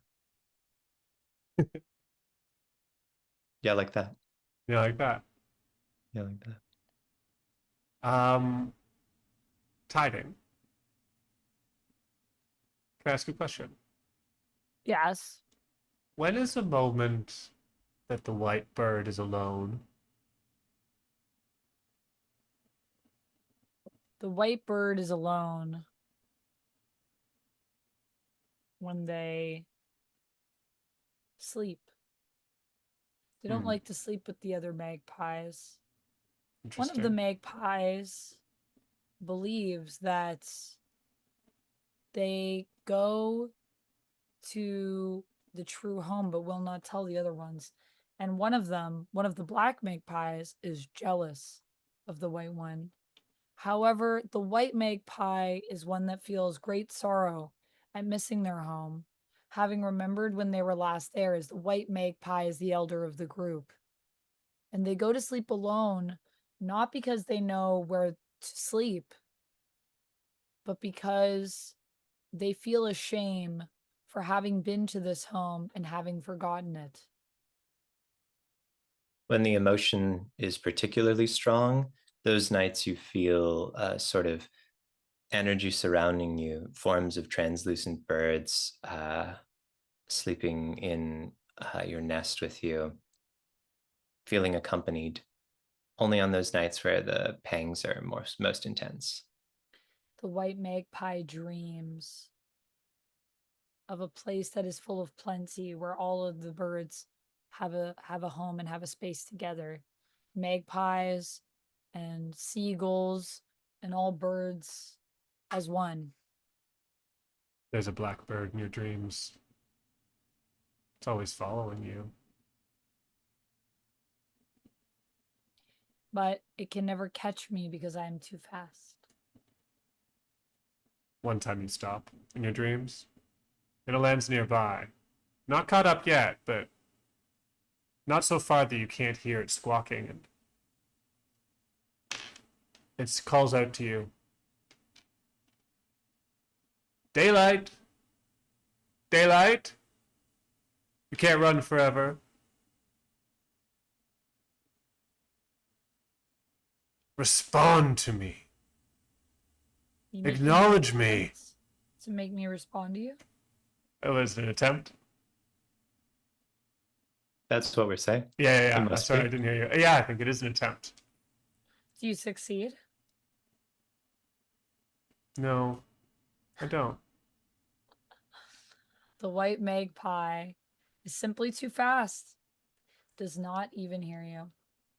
And even though it feels that sense of foreboding, that sense that something is right behind it as it soars through the sky in its dreams, trying to find again that elusive place, that place where it feels all of these other birds, these shapeless forms around it. They don't trust you. It doesn't hear you. All it hears is the sound of the wind. All it hears is the promise of this place that it must find, but it must be quick, otherwise it will be caught. Leaves rustle in trees. Bark grows over scabbed places. Chain link fences rust and then become mended, and dust is kicked up by children in a field. There's a sense in the dream, each time you wake, that you are being forgiven. And that goes for both of you. I don't know how each of you feel about it. Perhaps grateful, perhaps animosity. I don't know. I think a direct consequence of this dark bird, the rook, trying to call after the white bird is that it feels a sense of loneliness. That loneliness pangs deep within. And the rook considers for a moment where it is that their need for fear comes from.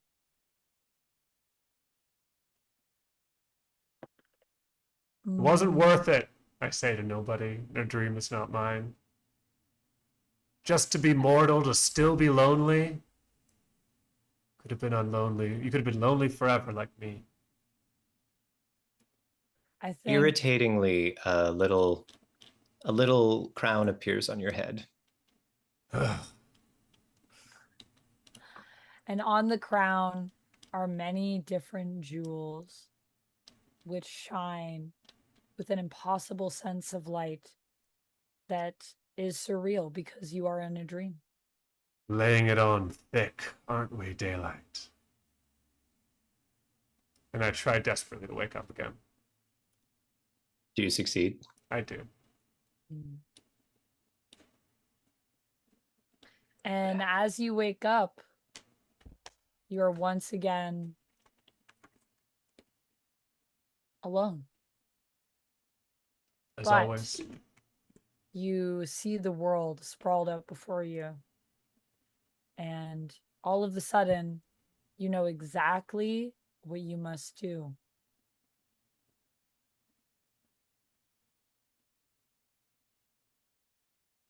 If you do it, there will be an egg. It will still be you, but different. The bower Okay. sees an egg. Okay. I have done it. The Rook is gone from the skies. You don't see them for weeks, months.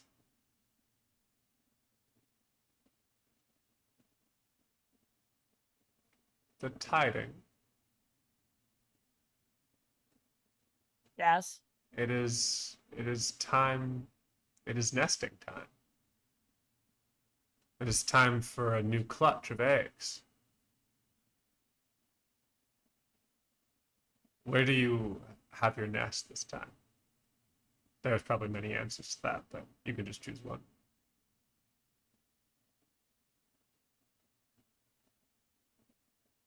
Our nest is in the chimney of the breaking woman's house. Many moons after she left the store, we realized how much we missed her. She used to make these sounds that remind us of the place where we used to live. And we tried to find it by following her. We did not succeed. Wait, did we succeed? I guess that's an attempt. You did not succeed. Find our home. Okay. We did not succeed. But what we did find was perhaps something better. A warm little home in the middle of winter. The tinsel now being found. And of course, the magpies being evicted from the store. Try to find a place that's warm to nest. And this chimney seems perfect. Every now and then, there's a little puff of something that only goes for a second before going out. I guess, distant consequence. A year from now, this woman opens up her own Christmas decorations and feels simultaneously relieved and also disappointed that there isn't missing tinsel and little traces of birds. Little does she know. One of your eggs is inky black. Not the color it's supposed to be. But it is the biggest, the warmest of the clutch. It's quite proud. I think whoever's egg it is quite proud of having created it. We don't remember. Fair. But we are proud. We are proud together. We are proud of this new home that we have built. It isn't perfect. But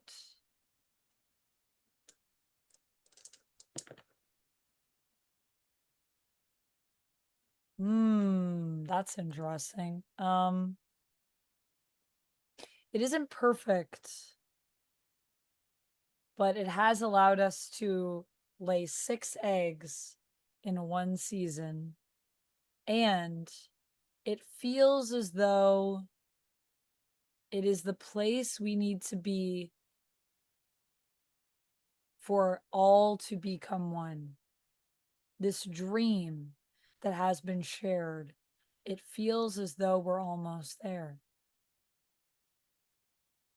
Telescopic lens in hand, the bird watcher sits with bated breath, barely can believe it, seeing this beautiful glimmering onyx orb of an egg, takes a picture, and after a month of hemming and hawing, sends it to National Geographic. Where is the bird watcher watching from? From Sitting this nest that's in a house's chimney. Yeah, so was up on this You watch. was up on this roof in order to get a Whoa. better view of the Looking down? neighborhood, and then heard little Little noises. Oh, of course. They Little couldn't noises resist. from nearby. Glance down the chimney, feeling rather voyeuristic. I think it's like it's a shared building. Can we say that? Hmm. Like maybe it's a townhome and one of them is the bird watcher's house, but not this roof in particular. Yeah. Yeah. That's good. That's good. I like that. It is dry. And so the bower wishes for rain. And as it rains, the bower wishes it was dry.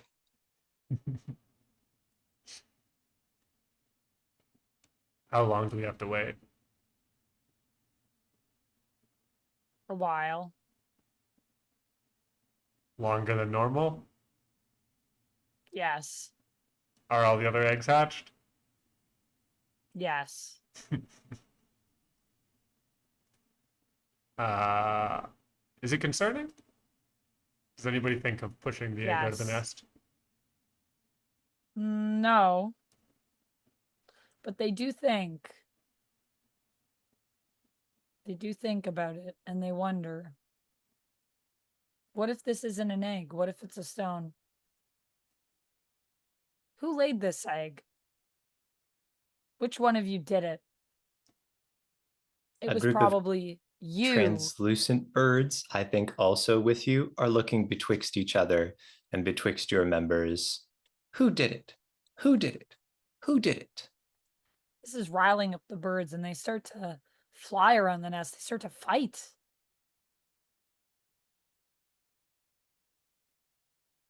Yeah. Yeah. They tried to destroy the white magpie. The white magpie is unnatural. The white magpie must die. The white magpie was the one that did it. Do they succeed? No, no, they don't succeed.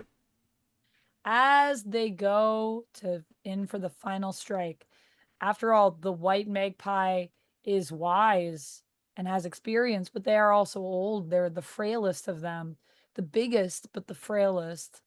And they prepare for the end of their life. But below, the egg begins to hatch. It has been more than a season. And yet, as the rain begins to fall, the egg begins to hatch. Somewhere distant from here, two gods are speaking to each other. One says, rather presumptuous to decide to be born. It's not the first time a god has decided to do that. But you hate to see it. Trite, really. The other god comments back, I think you're being too harsh on them. The bower sees two people who are enjoying a conversation more than they are truly feeling opinions. I like that. The thing inside the egg is as broken as the egg has made the clutch of magpies. It is overgrown in some ways. Its head too large and its wings too small and unfeathered. Has too many toes on its right hand. And its eyes, well, one is completely milky white, and the other half closed. It squawks pitifully, calling out for food, for care.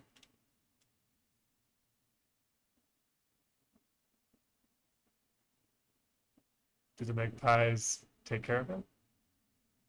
I don't know. Is that a question for you or a question for me? It's a question for you. Is this an attempt? Of what? To be cared for? Yeah, it is. So then you have to decide, I think. Gotcha. Yeah. Damn. I know what I would say, but it's not my decision to make. Yes, yes, I succeed.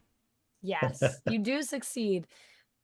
The magpies gather around you and they all chirp, forgetting about everything that had come before, forgetting about whose fault was what. This bird, this baby, is beautiful. It represents all of them. It represents their journey and their struggle, all of the adversity they have faced in the world. And they know that when it grows, while it may seem awkward now, it will be the one of them that is all of them.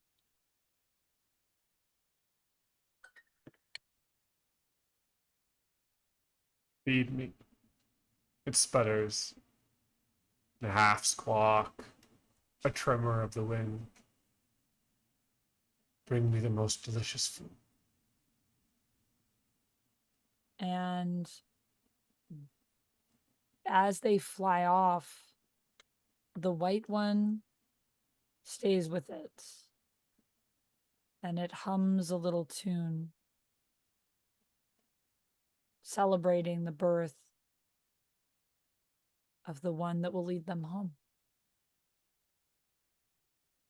And the chick smiles a self-satisfied smile.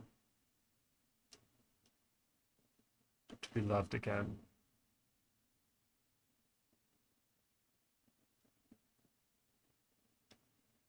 I think that's our story. I think so. I never know when things are going to end. Neither do I. I was like, what even is this story about? Do we know? But I think it was honestly about all of us. Bird prophet, bird messiah, yeah, bird Jesus rises again. But I love Jesus that it was rises again. the idea of the almost like the enemy that became the beloved. And that like maybe the reason that you were looking for fear, that you needed the fear, was because there was this hole, this absence of something.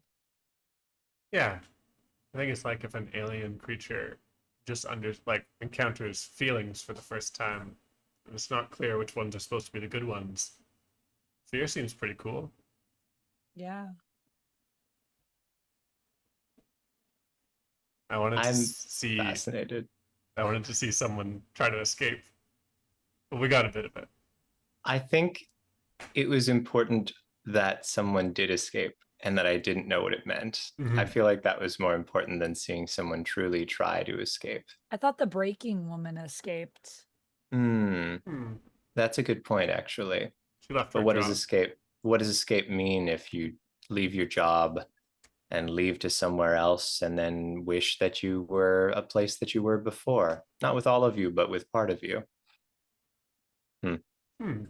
These are the sort of questions that we ask when we tell you stories that About birds. look like this. Stories about birds, sort of. Sort of. I hope you folks enjoy mythological dreamscapes of opaque imagery. I love that part because- of it was also just like a story within a dream. Yeah, I mean, I'm into it. Me too. That was a very cool game. Thank you, everyone. That was very fun. Oh my goodness. That was very fun. Whew. Thanks, I would play Jackson that one Tegu, again. for making us a cool game. Very cool game. Well, I always love to play him. If you want to learn more about Jackson Tegu's work, you can find it at Jackson Tegu's Patreon or at photographsoflightning.com. Although I would say the Patreon is probably the most reliable way to get access to the most of Jackson's ludography.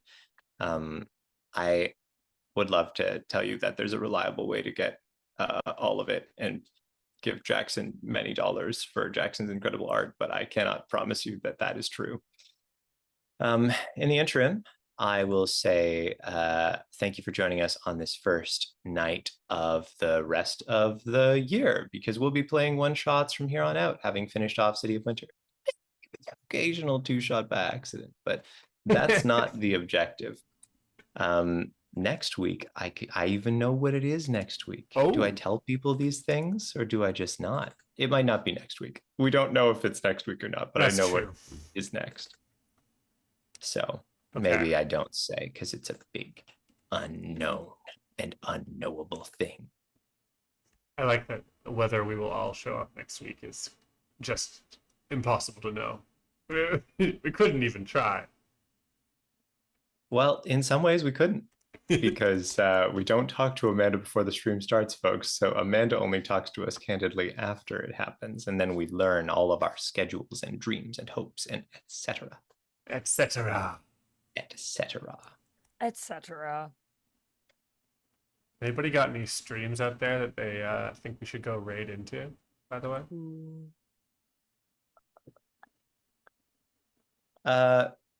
This would be a bit of a tonal remix, but it is Summer Games Done Quick right now. They won't notice that we do this, though, so maybe better if we look in the tabletop role-playing game land. Also, thanks Rapala for the sub. 5 months. Wow. Thanks for Paula. Look at you go. Thanks, Rapala. And thank you to everybody who donated subs today, gave subs to other people. That was very sweet. I think Eddie KLA and Lem. Am I missing anybody? Rapala. Thank you guys. I mean, that's a hell of a list. It's a great list. Yeah, I think Rob also gave maybe some biddies, and maybe Oh yeah. Thank you for that. there might be some other people that were given biddies in the chat that I'm missing anyone? Maybe Kate and Rob, Lem. I got Lem. Yeah, Double thanks to Lem. Yeah, double thanks to Lem. Double Thanks, Lem. thanks. Thanks, everyone. It was very lovely. This was We such a appreciate it. fun little game. I really liked this one. We should. I would be curious to know if we played. I would be curious to play this again and play a different role and see what happens. I feel like we would get it. You could get totally different stories with this every time you play it. So Well, I loved the it's weird internal how conflict. non-specific it is. Anthony had a moment, I think, where Anthony really wanted to not know what would happen, to not choose what would happen. And isn't that a moment that we've all had? Just to want to go with the flow, just to want to submit to uncertainty. But that is not something that could have happened. It's actually like a crazy curse. Like a curse. It would have been very interesting to dive into it more, because it is like so actually infuriating to not be able to have somebody else make a decision. Well, because I think when you do things in life, if you already know the outcome, it kind of takes away from the attempt at something, right? Because you already know what's going to happen, whether it's good or bad. But the thing that you're doing, you still, like, you know what I mean? Like, it's that idea of, I don't know, it's kind of like depression when you're like, there's no point in doing anything. Because I already know what's going to happen. Yeah, right. This game is like, it's wild because it's not specific. We can kind of do whatever. And yet the game is so specific, I think, in the sense of the themes that you're exploring and what everything can represent. And yet I imagine each time you played, it would be a very different story. But I imagine similar themes would be explored in different ways. That's kind of what it feels like to me, which is really, really neat. This is a very like cool philosophical story game. Whoa. Personally, I think it's funny that I think that we got our archetypes on this stream pretty tight.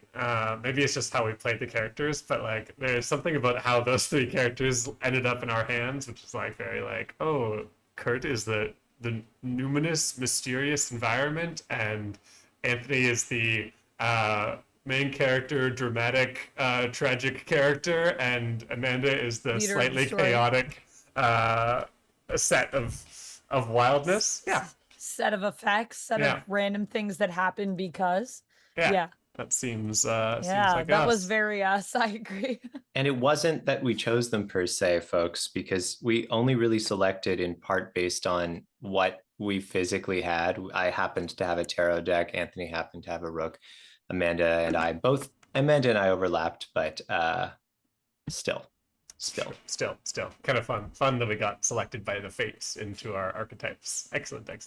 Yeah. Amanda, it's coming to that time again. Do you have anything you want to plug for our dear viewers? I have another stream coming up on Friday with my lovely friend Lena. So please, everyone, come in and watch us play Reanimal. It's gonna be really fun. And I might do a little stream tomorrow. I know it's my day off, but I had a migraine on Sunday and I kind of really want to play Type or Die. So I might play that tomorrow because I don't know if that's like a 9-hour stream. I don't know how much game there is in that one. So I was thinking I might do a short stream of that tomorrow and we'll see how much game there is to it. Or if it's like a shorter guy. Other than that, I got videos every day. I got videos. She got videos. She's Check got out my videos. She's got videos. That's all. That's it. That's it. That's it. What Kurt, about you guys? anything What are in you your doing? anything in the works right now? I'll actually mention something that was in the works, but right now is just kind of vibing online. If you like weird little poem sort of things, if you like that, and you also Yes. like tabletop role-playing games, feel free to grab one of the free community copies of my own little game poem collection. I'm linking it in both chats right now.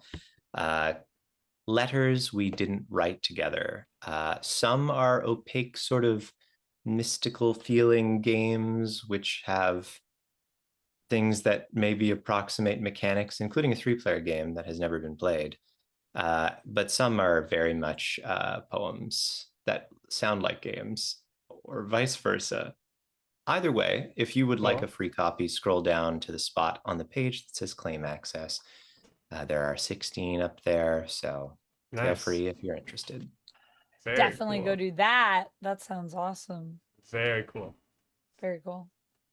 I want to promote getting ice cream at 10 p.m. I think that's pretty dope. I did it last night. I can tell you it was good.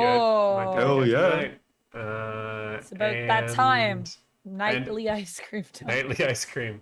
I'll promote hugging the ones you love. Yeah, I love it. Do it.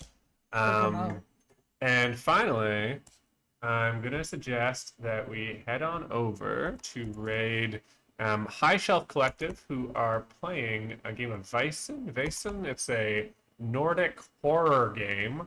They're on episode 1, so it's kind of a nice time to jump in. Let me... oh, I wrote it wrong. High Shelf Collective. Boom. Okay. There we go. I think that's all set up. There you go. Lovely. Thank you all for joining us today. This was a great time. We are back. One-shot time. We're going to be hitting you with new games every week-ish. So come join us for that on Monday evenings in our time zone for the rest of the year. Thanks again, and we will see you probably next week. Ta-ta! Very exciting. Bye-bye! Bye! Bye.